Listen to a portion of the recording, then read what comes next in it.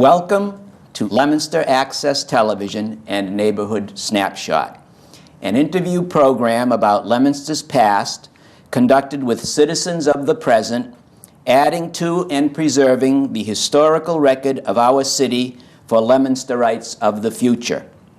My name is Bob Saudelli. I am a member of the Leominster Historical Commission.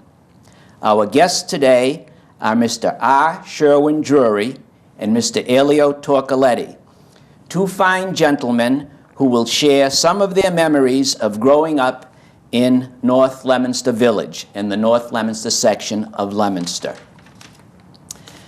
Mr. Drury is a longtime member of the Leominster Historical Commission and is the historian, the official historian on the commission. He is a fairly recent acquaintance of mine, since I am a newcomer to the Historical Commission.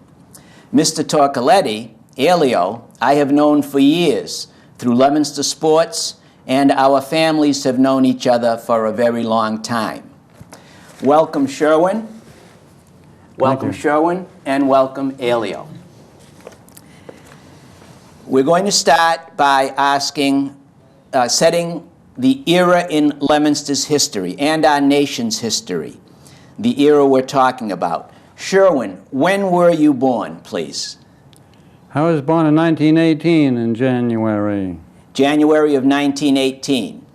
And Elio? October 19th, 1919. 1919. So you're really contemporaries, very, very close in age. So you were children and young fellows in the 20s, in the 30s, the Depression era, the Great Depression, and you were young men pre-World War II. So that's the era that we're talking about. Another basic question is, where is North Leominster Village? Sherwin, would you locate that for newcomers in the viewing audience, people who are new to Leominster, who have no idea where North Leominster is and where North Leominster Village is? I'd like to say at the start that North Leominster consists of all the land in Leominster that's on the north side of the North Nashua River. Plus we usually include some of the part on the south side of the river near Main Street, where the mills were. They were so closely associated. But the river itself is considered to be in North Leominster, and the village of North Leominster would be the core center near the river on both sides. And we can define that maybe later.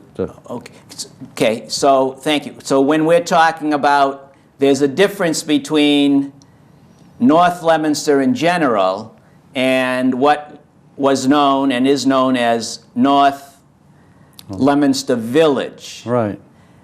Okay, so the North Village, Elio, where would the North Village be? Well, he probably could define it, because the North Village is right there right there around anywhere from Prospect Street down to where the river. That was more or less, that was they were kind of a central thing. All the barber shops were there, and all the different things, bar rooms, and. So am I correct in saying the North Village, then, if we picture where the bridge is, and sort of in the vicinity of the bridge, and how far up? Well, I'd say up to the corner of Prospect Street, around that area, in that whole section there. I mean, that was what we considered the village. The village. Then as we further got up towards our place, was getting up towards North Leominster more. The North Leominster section. This is arbitrary, but I would go a little further than he did. Oh, good. Up Main Street, I would include the former Pierce School building and the house next to it, and Marshall Street across the way. But then the oldest house in North Leominster today is the house where the first minister lived all his life, and that's at 602 Main Street, which is a little further up Main Street. Right. And that's exactly opposite from where Pierce Street leads to the right. Right on the corner as the corner turns. Is it almost before the turnout? Oh, it's Mullen Avenue, after Connor that. Mullen. There's Marcello Connor Mullen Avenue, and a house. Yeah. where the parsonage was? Is that what you're talking about, where the parsonage was? No, when I spoke to the first minister, that was in 602 Main Yeah. Street, that big house. Yeah, well, The- that's the one that just was a- known as the Ford or the Richardson place for years, almost before we were around. Yeah. Okay, so the North Village, today on the railroad bridge, there's a very nice sign Yes. donated by the Wyman business, and it says North Leominster Village. And it replaced, and we'll get into this later, but it replaced the sign that was there for so many years, Whalum Park, have a whale of a time at Whalum, but we'll get into that a little later. So we're talking Main Street, Route 13.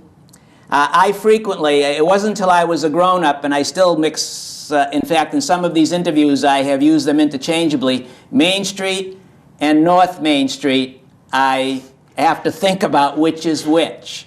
Can you give us some idea of why was that street called Main Street? It was one of the first streets in town, and it went from where Monument Square now is, so where West Street starts, and so it goes all the way to the lakefront at Whalum. That's Main Street. The road to Fitchburg came later. Okay. After there was a Fitchburg. Ah. And so they changed it, called it North Main Street. Yeah. Maybe I wouldn't have done that, but well, that's enlightening to me. It's informative to me because as I was a kid growing up, I thought Leominster Center and Fitchburg, and I thought the street between Leominster and Fitchburg was the main street. But now I understand. I understand better from what you have explained to I might also say originally they called it Houghton Street. There were a lot of Houghton families around, and so it got changed from that to North Main Street. To North Main Street. Yeah. Okay, very, very interesting. North Leominster also includes the King's Corner area. King's Corner.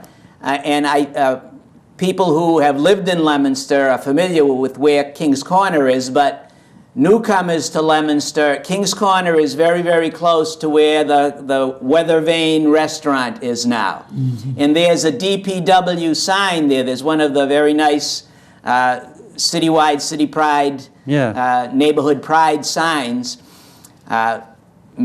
Director Pat LaPointe, we have to compliment Director Pat LaPointe, head of the DPW, and his crew for installing these signs. And this is part of Mayor Dean Mazzarella's neighborhood pride, where he's really trying to show that Leominster is more than just a big mall. It has neighborhoods, and we should even today we should take pride in our neighborhoods. The King's Corner area. There's up the street from King's Corner. Well, before we go up the street from King's Corner, how did King's Corner get its name? Sherwin. It was a benchmark place, and they needed a name for the area because it connected with Fitchburg from there. And it was a long way from the North Leominster village. And so the biggest farm in that area at the time in the 1800s was Jackson King's place, which is on Main Street at the corner of Star Street now. So King's Corner is named not after a king, royalty, No. but a farmer, an early farmer named Jackson King. That's right. Okay. And there's a King Avenue off of Main Street beyond King's Corner. I take it that was named for the same fella, yeah. And beyond that, Yeah? up the street, I'm going to direct this question to Elio. Elio, there's not a sign there yet. There may be one in the future, but Breezy Point. Where's Breezy Point? Or where will the sign for Breezy Point be near? It's up almost up to King's Corner, up in that area, and that's where the church was That's where the church was built there and everything Our Lady else, of the Lake. The big area there. There was a big field at the time when we were. In fact, we played ball there at times, and they cleared that all out afterwards. And So Breezy Point is near, opposite, or in the vicinity of Our Lady of the Lake Church. That's where, yeah. And Sherwin, was Breezy Point, was there any connection to Breezy Point, the word breezy, and Whalum Park, Whalum Lake? Well, I would say it's called Breezy Point because it's the highest land in North Leominster on Main Street. And the wind could blow across from the west, across a baseball field or an open space where the church now is. And it could blow right across, and it was breezy all the way to Wilder Road and where Main Street turns toward Whalum Lake. Of course, after Main Street turns toward Whalum Lake, then it becomes a section of Whalum, and the name Breezy Point doesn't apply anymore because it's downhill and it's not high land anymore. All right, I can picture that. If I'm envisioning this correctly, it goes down. That is a high. Yeah, the present location of the Episcopal Church is on the corner of Wilderwood Road. Yes. And you can see the lake from that location. Yes. That puts it in Whalum. Okay. What did today, if the viewing audience envisions riding up Main Street, you can see roads going off to the side, streets going off to the side, and there are houses and there are some businesses, but it's mostly residential. But when you were young fellows, children and young boys, what did the area look like? Elio. Well, the Main Street was pretty loaded, but I delivered papers, and there would be I'd start from the North Leominster right there, and first thing we'd do, we'd go up Pier Street. There'd be a mailbox. There's about 3 or 4 houses in the mailboxes have cover about 6 or 8 people further up, and then we'd go up, and then we'd go down to Marshall Street and go up and left on Moreland Avenue. I'd do it all the way down that street. And then I'd do down to the hill where Spencer Nuttall lived, down on Moreland Avenue, Burridge Avenue on the other side. And they'd had a bunch of mailboxes there. And you would put the newspapers in the mailboxes. But on the day that I had to collect, I had to go to the houses. So I had a lot more room to walk, you know what I mean? So, but I went all the way to King's Corner. That's quite a... because we had Burridge, we had all the other streets, Tolman Avenue and Dingley Street and Fairview Street. And we only had to get down about, let's say, a little bit on Day Street. They had houses on the mailboxes on the corner. Then, like I said, that one day that I had to go down and collect it, it was down about a couple hundred yards. That's as far as we went on that. Then we'd go up in Eastern Avenue. You'd have to do. It was quite a walk. Did you deliver on a bicycle or did you walk? Well, sometimes a bicycle. Sometimes we pulled a cart. You know, and so it was... And this was the Leominster Enterprise at the time. Well, yeah, it said Bill. Yeah, it wasn't eventually, I remember when the Sentinel, the Enterprise was a separate paper, and then they consolidated, they combined. Yeah. But it was the Leominster Enterprise then. Were there any mean dogs on the route? Oh, yeah, it was always once in a while you got those. And you couldn't get it, you couldn't help that. Because the only thing is we had the mailman, I'm trying to think, Frank... the old mailman, he used to come by because he hated the dogs bothering him, so he used to take and swat the dogs with something he had in his hand.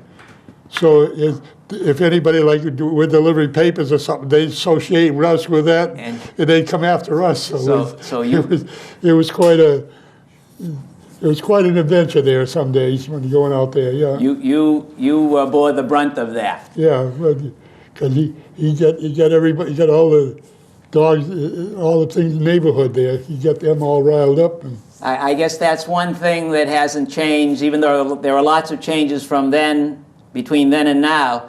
but for newspaper delivery boys and girls, and were there newspaper girls in those days? Well, maybe my sister might have done a couple of things helped for out. me, but I mean, But letter carriers and paper deliverers today still have to cope with dogs and things of that sort. Although today, I know in those days the letter carriers were mail deliveries twice a day. yes, they went up, starting from down North Leominster.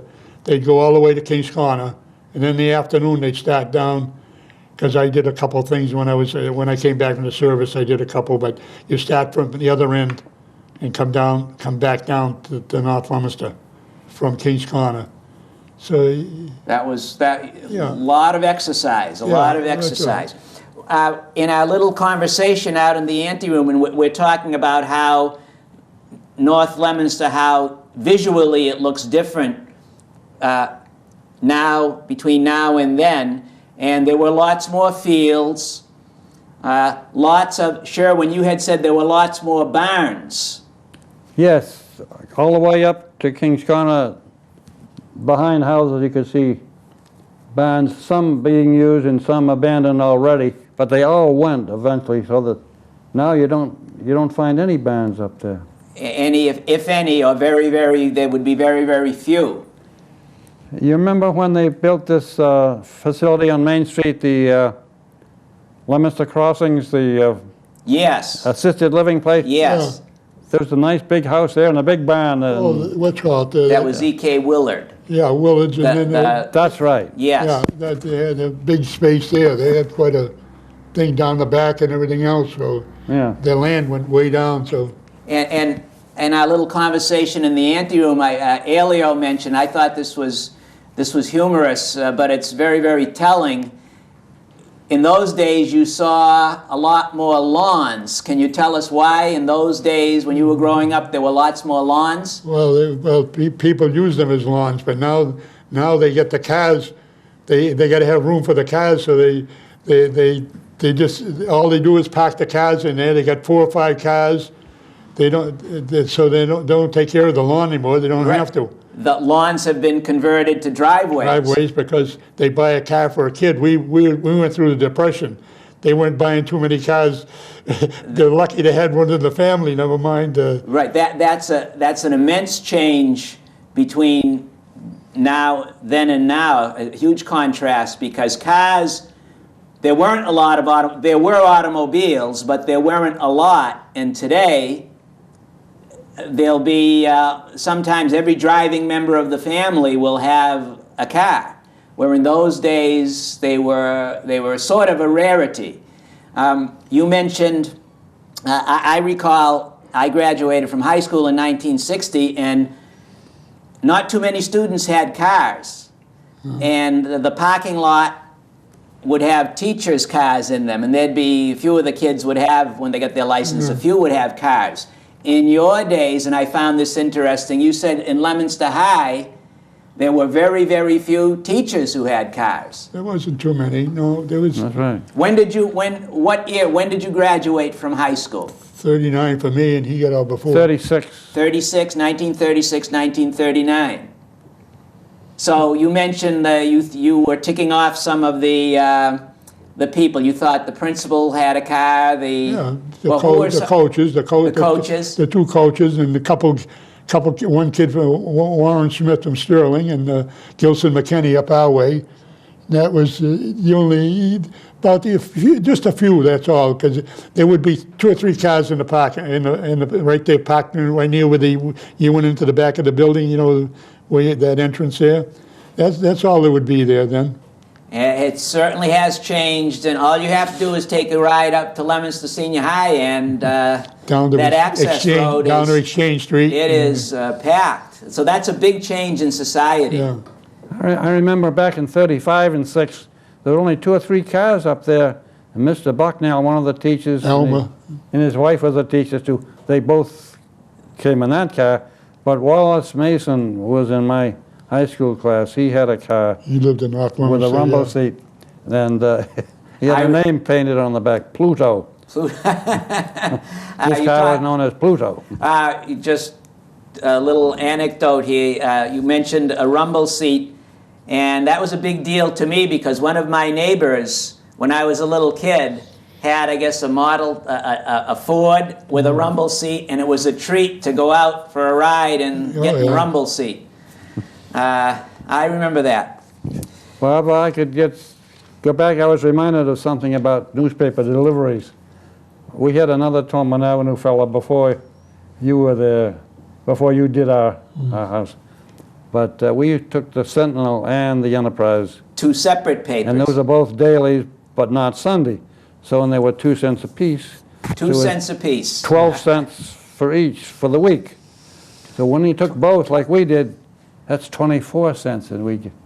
Wow. Give him a quarter and not get changed. You were tipping the paper boy. You tipped the paper boy a penny, but that was all relative to the papers were 2 cents apiece? Yeah. If somebody didn't pay you, you'd owe Sid Bell money. That's right. You know, you would because when you're only 2 cents a piece, it don't take too many to. That's right. To get the.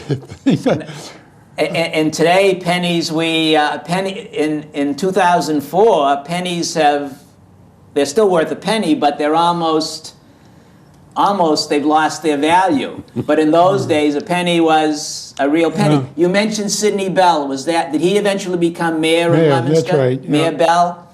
And he ran the Leominster Bell News Agency, which is today, it's still a news agency. The Bigelows run it. That's right. Yeah. And it's Leominster News Agency, still located in the same location. I had a funny incident, but go collect money for the papers, and I went to this house, and usually they'd let you inside the door. I get inside the door, and the mother hollered down, "Who's there?" Mr. Saudelli trying to get money. "Tell him I'm not home," she hollers out. I'm right in the. Oh, you're right. right inside the door.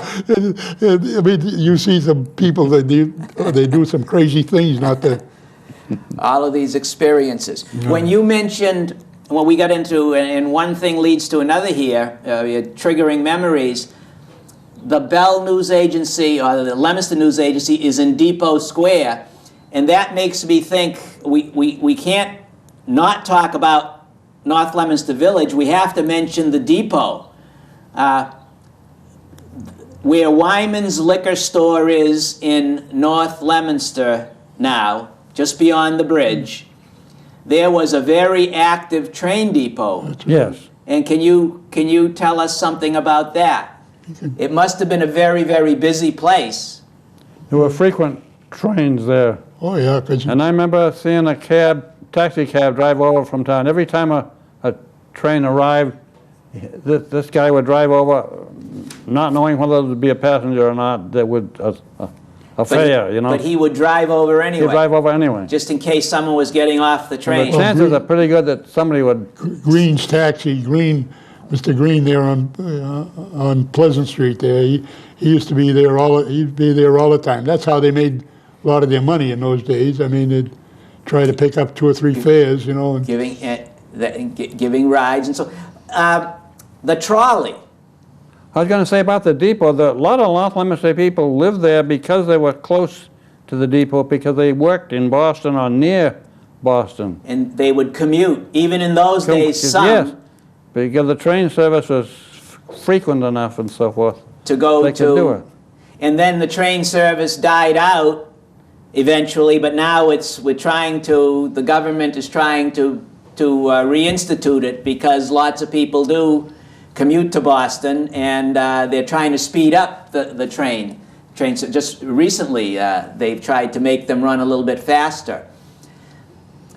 The trolley line is connected in some way to the Turnout restaurant. How did the Turnout get its name? How did the Turnout get its name? The tracks were laid out by the F&L Street Railway Company with 2 lanes, 2 sets of tracks for about 100 yards, so that trolleys could pass each other, not going in opposite directions. Okay. But mostly, all the way from the corner of Main Street and North Main Street and Whalen Park, there was only one set of tracks, except where they built a turnout. Actually, when they laid out the tracks, they laid out 3 turnouts, but once they got to using them, I think they only used one of those. That was right at the turnout. Where the current That's turnout halfway is through. now. Halfway through, and then so one to allow on the single track to allow one trolley to pass, one would have to go off to the side. Yeah. Is that how it That's worked? Yeah, Yeah, that made, that's what it was, because you see the loop would be right around, so that you had to do it, I guess, in the situation that was in them days. So Right, so there wouldn't be a collision. Was Main Street paved? And oh yeah. well, like we were talking about yesterday, Yeah. down below, down with up till not too many years ago, before they started lifting the street there. Remember the bridge? Yes. They had the lower the bridge. They had had all to those lower the cobbles road. from the river up to the Prospect Street corner. That was all those what do you call paving? Cobblestones. Cobblestone. Yeah, they had all that cobblestone. So that wasn't too many years ago. They got rid of that because. Then they finally got it because you could feel the vibration going over it. You know what I mean? And right, that as you was, drive, because cobblestones, Yeah. they're very, very long-lasting, yeah, and that's right. they're good-looking, but they but certainly... they're kind of wavy, you know what I they mean? sure But, are, yes. and it's, And North Main Street is, oh, not, there I go again, confusing the two. Main Street is is in the process of being resurfaced. They've got it pretty well done now. Pretty well done, because a week and a half or so ago, I drove up there and I didn't drive back the same way. oh, today you can practically go the whole thing now. He came down from where he lives, so he came down through there. So, But the turnout, the first car to arrive there might have to wait 5, 6, 7 minutes before the other one would come along, and he couldn't move until that happened. So that left people in the trolley looking across the road where they could buy a drink if they could get there, or popcorn or something. so some enterprising So this businessman motorman would let them off, and they go out and buy it and bring it back. and buy snacks and drinks and things, the refreshments for the very enterprising. And after that, they did away with that, and they put the trackless trolley in. The Trackless That- trolley with the right, still electric, but with tires, rubber tires. tires, yeah. Which replaced the track trolleys. Yes, right, yeah. Now, there's a strong connection between the trolleys and Whalum Park, which is, we have to talk about Whalum Park. Well, that goes back to They owned it. 1895 or so, when the Street Railway Company created a destination for people at Whalum, so they would use their trolleys to get there. And that was, they owned the trolleys anyhow. The people who owned the park owned the trolleys anyhow. So. Yeah. And so the trolleys were actually a way for people to get around, but the amusement park was there to attract people on the weekends mainly? Well, it was all summertime. the It could time. be summertime. It could be every day it was used. Right. Yeah. But I mean, that was the weekend. Of course, they come in. They come in from Boston. They come in from everywhere. And people could come in from Boston by the train, but could people get from other towns around by trolley too? And I know the No, answer. I don't think Well- from Worcester on you could probably Yeah. from Worcester, but not- Yes, the interurban, there was quite an extensive interconnection of, you could get to Whalum by trolley from Fitchburg, certainly. From, could you get to Whalum Park from Clinton? They had the Not by- level bus lines. The old, I don't know if you remember those white white buses. remember hearing about Yeah, them. well, they did that trip. We had a guy named Pelletier. We called him Pelkey. He used to drive that thing. You ride with him the thing, and he had no reason. You remembered the ride? Oh God, he wouldn't stop for anything. He just. Oh, he was well known. They still talk about it today. If certain ones, get talking about the old days. Sherwin. The FNL was known as the Fitchburg and Leominster Railway Company. It was convenient to go between both cities. He could work in one and live in the other and do it. But they also went to Lunenburg, and Whalum, of course, was mostly in Lunenburg. But they went to Shirley and Fort Devens and Ayer. So you could get to a lot Using of... one company, yeah. One company. And I know there was another company, the Clinton... He mentioned that Lovell. Lovell bus. Well, yes, but there was one, because I've seen an old picture and of a trolley. There was another trolley line that went in the other direction down by Lancaster Street. And That's Lovell. Was that Lovell? I don't know, because But, I knew it about was- the buses, that's all I knew about, yeah. But this is going back in the 18 Yeah. in that era, the 1890s. As a matter of fact, there was another scenic spot Yeah. opposite Whalum Park, the opposite end of town, down by where the Babe Baseball Ruth field. League That's field right. is today. It is. And it was the old linen mill, the site of the old linen mill, and there was the Worcester Consolidated Company. Yeah. There was a huge dam there. We have photographs. There was an electric generating station for another trolley line. And that amusement park, Leominster Lake. Leominster Lake, there were as many as 5,000 people, I've read, who would go there on a weekend, and that failed because of the Nashua River, because of the stench. And Whalum succeeded. And in a future program, we have someone we hope to interview who actually fell into Leominster Lake when it was still a lake, so that should be an interesting program. But can you tell us just a little bit about what Leominster... Whalum Park. Today, if we go up there, this is 2004, it's sad because it's no longer there. They're just the remains, the remnants. But it was a wonderful place. The lake is still beautiful, but it was a booming place at one time. There were good things there. Well, the playhouse was always there. That was it, And yeah. then the roller coaster was there. That's right. And bowling alleys were there, and the merry-go-round, And And the whip. the dance hall. And, the dance hall, yes, bands, yeah, And they then had big bands back Big then. bands would come in. and the lakefront, the F&L beach over there. Yeah, the beaches, they had on both sides. We extended over on the other side going towards Lunenburg, you know, and the other side of the lake there. And they had a lot of things. There used to be big crowds that come in there, you know, and they come in for bus loads and everything else. And Well, even when I was growing up, it was a treat to go to Whalum Park, and as a young fellow, used to go to Whalum Park for activities. But sadly, that's a bygone era. But Everything it really was a large part of Leominster and the whole Fitchburg, Lunenburg, the area's history for many, many years. It was a wonderful family amusement park. you only All got, those features were privately owned. They weren't. they were owned by weren't the on- people living along the lakes. You didn't pay $10 to get in. How in those days you would take the trolley up, or you'd walk up, Wow. and you wouldn't have to pay 1 fee to get in. How would it work? Just nothing. There's no charge at one time. No charge when we used to go there.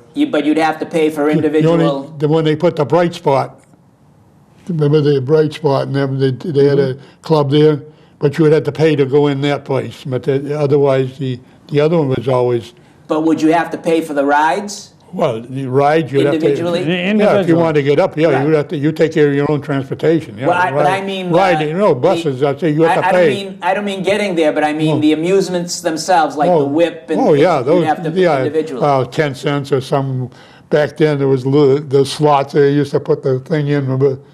Yeah? Do you remember there were canoes on the lake you could rent, I think, but there was a cruiser, there was a yeah. large boat. Yeah, in fact, there was 2 boats at one time. I just thought. Yeah, remember there was 2 different ones that used to go around the, And there were always canoes available. oh, yeah. Well, back towards the our way, on that corner there, they used to always have a bunch of canoes there that they were for rent right there in like the little harbor right there at Wilder Road where you come in there, you know what I mean? Mm-hmm. Right that end there. That's, I know I'm skipping around a little bit, but I'm looking at my notes.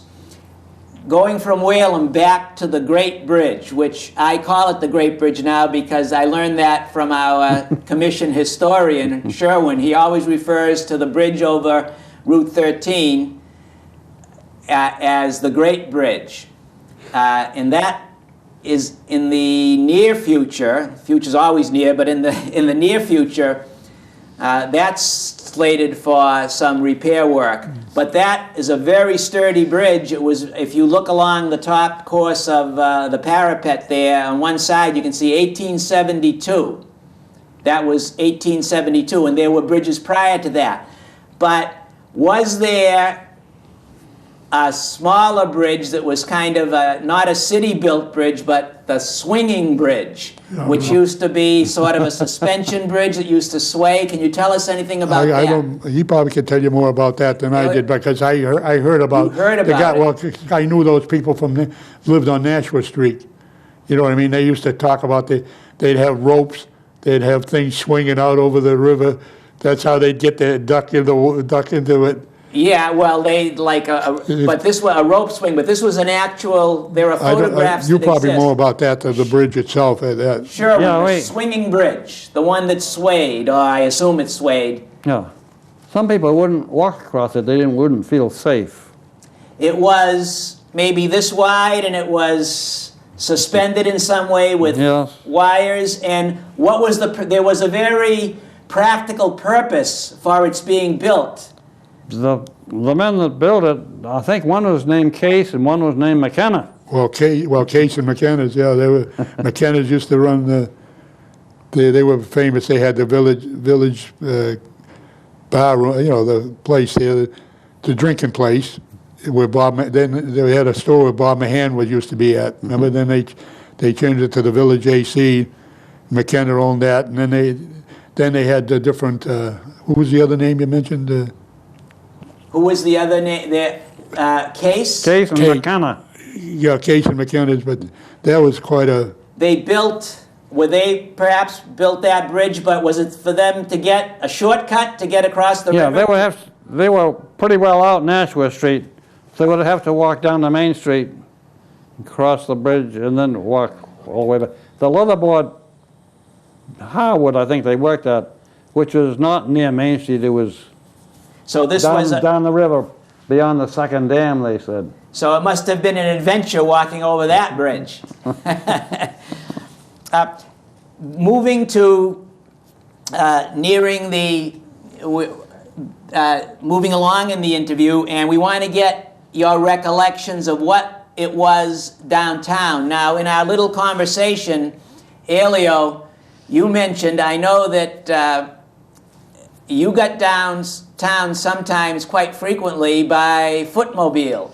That's right. Tell us something about that. Well, we used to call it Walk and Seymour. Walk and Seymour. Seymour, that's it, because my mother wasn't going to drag us, no matter what we did. We either just to go to the movies or go to play ball. She was the only one who drove. My father couldn't drive she wasn't going to take things. We had that greenhouse, so she was busy and with the housework, and my sister there too. And so if we wanted to go over town, we do it. I told you we used to go twice a day. I used to walk that sometime. From near Tolman From Avenue. Tolman Avenue to the center of town. To the center of town, twice a day. I did. I walked this a lot of times. Good exercise. Yeah. You know what youngsters would say? They went by F&L, feet and legs. Feet and legs. Yeah, that's another That was cheaper than taking the trolley.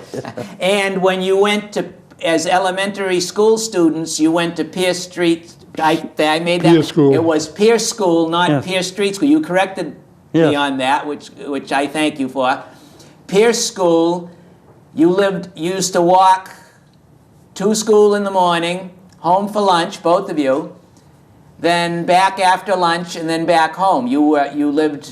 Yeah, we got out at 3:30 in the afternoon, so we'd head back for home. Now, that's a contrast between then and now. Most of the children are bused because there aren't that many neighborhood schools. Now they're more consolidated, so that's a big change. Oh, When you got downtown, as the movie theaters, I found this very, in my recollection, I remember the Plymouth Theater, and the theaters in those days were really ornate compared to the ones today. The Plymouth Theater, I remember that. I remember the Met, the Metropolitan Theater. I have learned since, I don't recall it as a movie theater, but the Rialto Theater, I went which to that. later became the Rec Center, and now it's a mortgage company and a church. Yeah. But that was a very ornate theater. But I'm told that there was another one. My aunt remembered Capitol. On Pleasant Street. On Pleasant Street. And Sherwin, and Ilya, you remember the Capitol Theater? Yeah, I've been there into the, yeah. And Sherwin had told me that its name changed through the years. It was called maybe at one point the Sunshine Theater. But that one was totally out of my knowledge until my aunt mentioned it, until I could Sherwin say something mentioned it. about this. The Plymouth Theater replaced a theater that had been there that burned down, the Music Hall. Music Hall, yeah. That was a big fire. That was, yeah. And they built the Plymouth. So when the Metropolitan was built about at the same time, that was new to have another one. The Rialto was perhaps already there, but see, that opened and closed, and Yeah, it wasn't reliable. Well, that's there. the first one my folks took us to when we were kids. I mean, the Rialto, there was... This was before the era of television. Yeah, oh yeah, was way a big back. I'm deal. talking about when we were 5, 6, 7 years old. I mean, you know, at that time. It was a big deal to go to the movies. And as I said, I can picture the inside of some of those. They were, in their glory days, in their heydays, when they were new, they must have been really beautiful. They were really movie palaces. I remember the tapestries on the walls in the Met, I think it was. And were there any stage performances at any of these theaters in Leominster? I don't recall that any Leominster theater had many stage performances. Vaudeville was a regular thing at Fitchburg.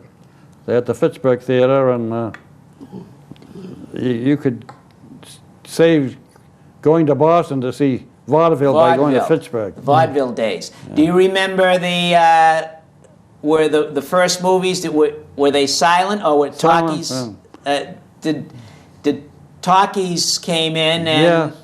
Do you remember in your early childhood any of the silent movies? I do. Sherwin's a couple of years. No, they were all back about the same time, you know. Do you remember anyone actually playing a piano down front or anything like that? There used to always be a piano, and I think in some of those places there used to be. I think that's how they entertained in between, because then they used to have double headers, you know, and double features, you know, and any cartoons? Well, newsreels. Well, that's when I first, like when we went to high school. After the football squad would get we go down and we all get together and we'd watch the Three Stooges. Were a big hit those days. Yes. We thought it was funny then. Now I look at it now and I think. Well, they're comical in many ways. I am a I know. I mean, they're on every. They're on one station. They get them on every week. We don't want to emulate them or imitate them though, but they were comical, in my opinion. Many of the things. Use them poking at each other. Don't try this at home. In those days, you'd come downtown. Do you remember any of the places? Like I've heard a lot about the Good Hughes restaurant. Oh yeah. That was that a very popular place? It's where Allen's is now, or near. Right on the first. It was on. Wasn't it on the corner? Wasn't it on the corner of Main Street? Good Hughes restaurant. Oh. Wasn't that on the one that was on the corner of Weston? I think they were you know, the the street building, Good Hughes restaurant. Yeah. Where the lights are, right there, where the Britain, the sales play, selling houses and stuff on the corner now. The corner building right there, going up towards City Hall, right there in the corner. Yeah. Right on the corner where Frank's. Yeah, the Frank's Corner Store used to be there. Now it's a travel agency. Yeah. Is that? I recall Good Hughes. Good Hughes is a little further. Further down. Yeah, on the left hand, it was same thing. Near where Allen's? Yeah, right in that area, near, yeah. Near where Allen's, and that was Yeah. a very popular restaurant. That corner store changed hands a lot. It was Yeah, known by different names. yeah, Frank used to run it there. Gallagher's and Walker's and Yeah. Someday, perhaps, when we do an interview with the depots, the common area, Yeah. we'll get into the downtown. But downtown was a very lively place Yeah. in those days. There were no shopping centers. Then we had Spilio's on the corner of Pleasant Street. We used to go there a lot. BC, BC, Boston Boston Fruit, Confectioners. then the Boston Uh, Fruit. that was run by Moscus and Bacrellis. Greek people, Greek yes. people. Yeah. Greek Americans. How about Sabatelli's? Sabatelli's was the best thing for the people of Leominster you ever saw, because you could, as long as you went in and paid them $1 a week, and if you couldn't make it, just call them and just tell them you couldn't make it, because they carried the thing, but they hardly ever got stuck. Because he treated people so nice. And I recall when I got a little older and I could go out of my neighborhood, one of my chores was to go up to Sabatelli's, and my father had a charge there, and I can still picture the lady Nellie behind No, the cage. you $1, it was $1 a week. You could hear. Yes, you could give. You could hear on Nellie charge. all over the store. And those were interesting days. Drawing near the end of our interview, a couple of events. I have to ask about your recollection of the hurricane of '38. What do you recall? Do you recall anything about that? I was telling him yesterday about it. I got hurt in the football game, so I couldn't practice. I tried running and I couldn't. So Coach Broderick told me to go home. So I took the bus to North Leominster, and all of a sudden the wind started blowing like hell, and we had a greenhouse down there. Yes, I remember your greenhouse. And so I started down. Then I looked up towards Burnap's house. I could see a poplar tree go down, and so I was scared with my mother being there. So I ran like hell through the field, limping it all, and but fortunately my brother and I had gone through the greenhouse and replaced all the glass, during that summer. So this was in August there, or whatever it was. So I could see that. So thank God I got in the house. Everything was all set. But I mean, it was scary because I was watching those trees falling down, and I was afraid that greenhouse, because glass flies. It can do a lot of cutting too. It surely can. What I can. mean? I'm seeing like just like a knife, Yes. slicing you. And Sherwin, do you have any particular vivid recollections of the hurricane, or? I don't have much to add at this point. All right, well, just to near the conclusion here, what is one of your most vivid recollections, and I'll ask Elio also, what is one of your most vivid recollections of growing up in Leominster and in the North Village section? Question. That's a tough question, it is. There are so many memories, so many remembrances, but anything in particular? Vacationing at Mount Wachusett? They used to have their house up there then. They wanted to avoid the noise that went with the 4th of July, so they'd reserve a room, which was possible to do, on the mountain house, and stay overnight there and eat. There used to be a summit house at the top of Mount Wachusett. I remember. We saw it a lot of times. Yes, so that used to be a place where when we go for a Sunday drive with my parents, so we'd go up there and look at the. Yeah. But it has since burned down. But it was a beautiful, the vista, the panoramic view. Yeah. But they actually, you could stay there. Reserve. It was a vacation spot. And something about Greenfield and dollar dinners. These are grandparents also. Your grandparents. On a Sunday, he liked the Mohawk Trail, and he'd drive out as far as Greenfield. There was a hotel there that had nice dinners on Sundays, and they were called dollar dinners, and that wasn't a bad price to pay. And that would be dollar dinners for a Sunday dinner, and I'll bet it had. I'll bet they were very sumptuous dinners. They'd enjoy seeing the river and the bridge, the big bridge over the river there. King Philip Bridge? King Philip Bridge, yeah. Out that. So that was quite a haul in those days. Yeah. To go out by, and they would go out by automobile. And it sounds like very enjoyable, genteel times. Like that, yeah. Elio, can you think of, is there something, I know there are so many memories, but is there something that vividly stands out as a recollection of growing up? Well, I remember my father taking us we had the Surrey with a horse, and we used to go to, we didn't mention was Mashpog. Mashpog. Yeah, we used to go there a lot. To fish? You know what I mean? Well, swimming more. Swimming? Family, it was more family thing, but well, we used to have that horse there, and we had to take care of it. So you had Surrey with a fringe? Yeah. A little, and that was transportation. Another thing I was thinking of, and we used to, they used to bring, Braccanis used to come down, Jigs Braccani used to come down, we raised pigs. We had probably 40 rabbits, we probably had 40, 50 chickens, and we had a couple pigs.